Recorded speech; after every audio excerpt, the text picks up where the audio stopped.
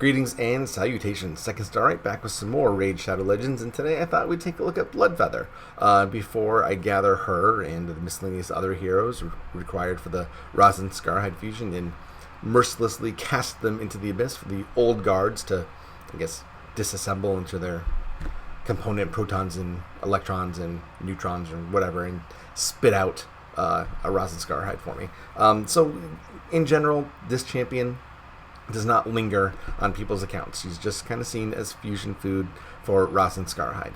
But I thought, before we do so, let's take a look at what she does. Does she have any utility? Is she good for anything? What does she do? Where can we use her? So I thought, since she's ascended anyway, let's give it a shot. Okay, so she is a epic orc single target champion. There's no AoEs on this champion, but she does have a pretty interesting skill set that we will take a look at right quick, shall we? Okay, attacks one enemy, has a 20% chance of inflicting a critical hit. Extra 20% chance of inflicting a critical hit. So this is a theme that you see throughout her skills. 3 books can add a little bit of damage there. Her A2, Armor Breaker, attacks one enemy with an extra 20% chance of inflicting a critical hit and places a 60% decreased defense debuff for 2 turns. Okay, decreased defense, fantastic. Fantastic debuff, one of my favorites. And then it only takes 4 books to get it down from 5 turns to 4 turns. So this is one of the old school champions, that are very miserly in their book usage, as opposed to the new champions, where you have to kind of dump the Library of Congress into their skill set to get any value out of them, and it's kind of annoying. But this is one of the old ones, the old guard. Few books to get good results. Charged Shot is the A3. Attacks one enemy, places a 30% decreased speed debuff for 2 turns, and decreases the target's turn meter by 30%. So you have decreased speed and a turn meter reduction by 30%. So that's not a bad combination. And then an extra 20% chance of inflicting a critical hit. So right away, you can see we have a defense down, A2. We have decreased speed, turn meter manipulation on A3. And every single skill, A1, A2, A3. Extra 20% chance for a critical hit. So you can take away that magic number of 100% crit rate and bring it down to 80%. If you know you're going to be running with a crit lead, like Longbeard or Talia or Pitiless One or whomever, you can get that even lower, right? So it gives you a lot more flexibility in your gearing, which is kind of cool, right? So if you have some great pieces, some great artifact sets, but they don't have crit rate on them or what have you, this gives you some leeway, all right? So on my Savage set, if you look at my... I don't have a lot of good Savage gear. I didn't run Fire Knight a lot, but I got a 3-roll on... crit damage, so this is a really nice Savage helmet, right? So I got Savage helmet, paired it with some attack gear. I got a nice crit damage necklace, a decent crit damage necklace. So we got 2755 attack, almost 24,000 hit points, 1100 defense, speed 111. It's slow, but I want to go behind all the debuffers to really maximize her striking power. Kirk rate at 66. But we know that we work leeway in there because she has an extra 20% for each skill. Crit damage 196, resistance 69. That's fine. Accuracy could be a little bit better, but I wasn't really, since I'm going to have a lot of debuffers already, I wasn't going to care about her debuffs as much as I was going to care about her damage output. I was really just thinking about her as picking one target and taking him out right away. All right, and she's actually pretty adept at that particular skill, I have to say. Did we go over Masteries yet? I just got a little bit of Masteries. The crit rate, crit damage, of course, and a little bit of accuracy, and some extra damage when I have full hit points. And that's all I did for her for now. Because, again, I didn't want to go too hot and heavy on it because she's going in the portal first opportunity I get. Okay, so what do we have here as far as performance? All right, so I'm going to go and I take her into Ice Golems. This is 15. And I'm just going to buff up and just see what her A1 does. All right, so I got Dracomorph putting defense downs and weakens, Whirlum putting down crit damage. I got increased attack coming from Gorgorab, and then Longbeard has an extra crit. He's a crit lead, so he's in there for crit rate. All right, let's see what her... I'm forgetting what I'm doing here. I'm thinking A2, but actually I go back and I realize what I'm doing. Okay, A1. All right, what do we do for A1? And A1 hits for 55,000. That's not a bad A1 at all. That's pretty impressive. Remember, she's level 50. This is level 15 dungeon. It's content that's, not top tier, but, you're progressing through endgame. I really like these single damage, single target heroes. A lot of people don't. A lot of people just want to AoE through everything, but I think, you're eliminating one target your first turn. So all your incoming damage has been reduced by that much, right? So, I just think, I think it's underrated having a single target hero. Okay, so let's move on to her A2. What is her A2? Same deal. We get Gore Grab in there. And a little bit Dracomorph action. Whirlum's going to do his thing. Thank you, Whirlum. Appreciate it. And Longbeard, you're just there. You're just there, Longbeard. You're a stat stick.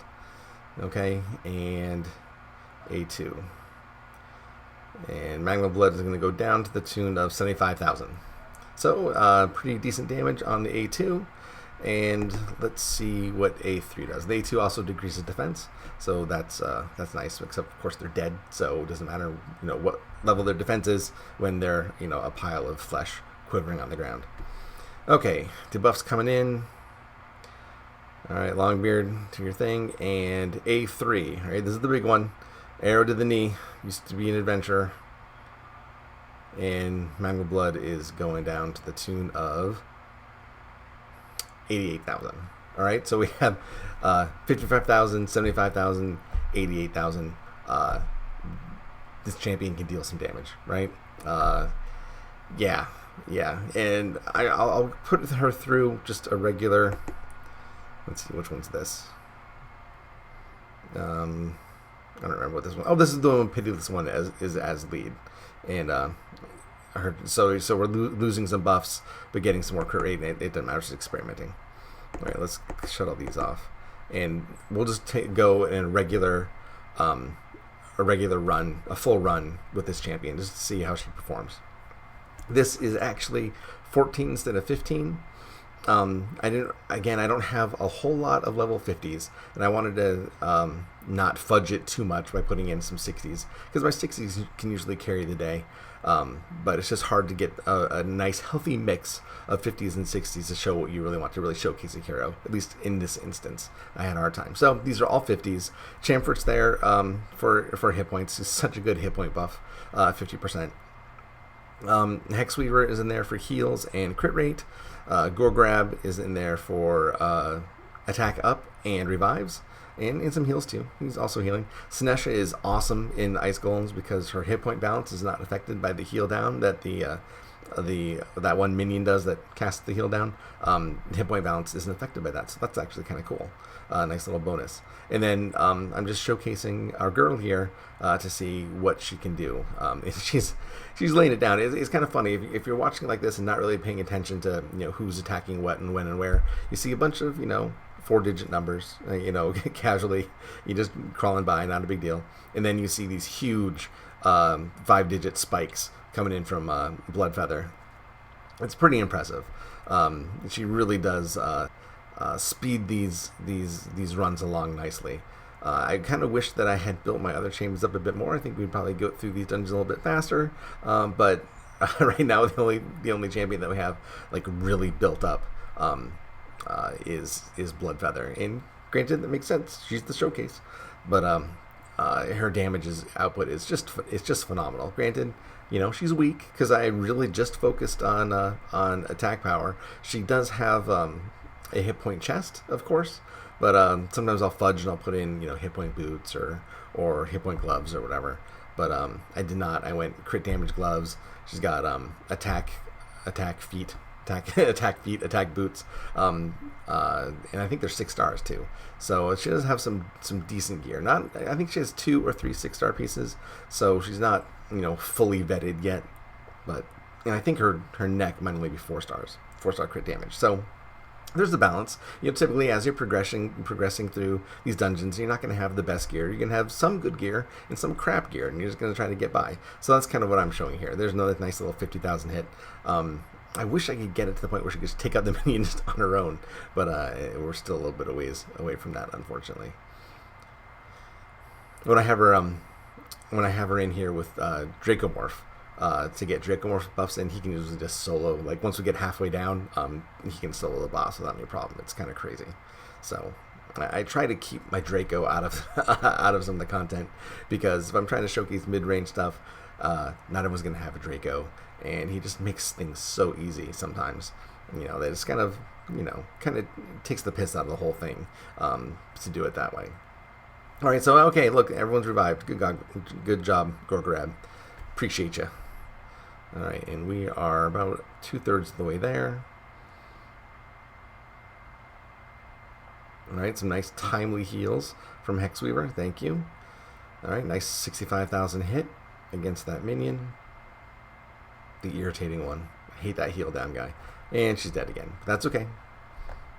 We got revives and heals. We'll get there eventually. All right, she's back. Another timely heal from Hex. All right.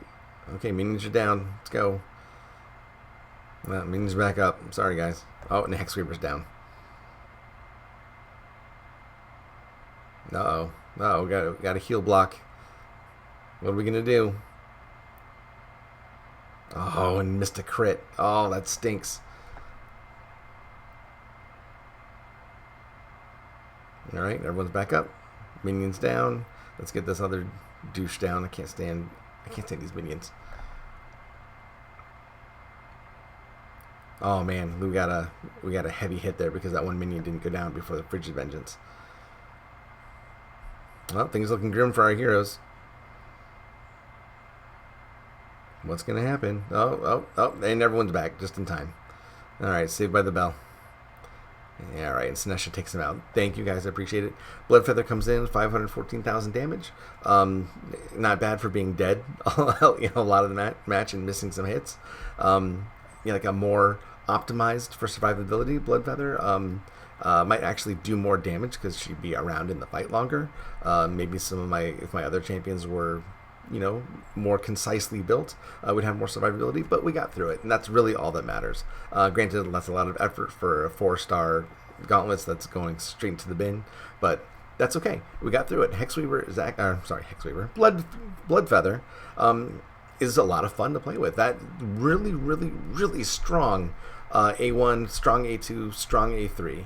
That generally just kill their opponent in the waves in one shot at this level, at this gear level. So you don't really need the debuff. So you kind of don't need to worry about accuracy if you don't want. If you're just pushing progression, you have some nice strong attack gear. And a lot of times attack gear kind of falls by the wayside a bit because you need other stats.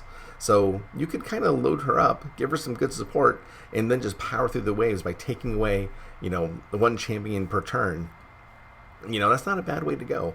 We got through this one with all level 50s, level 14, so that's not too bad.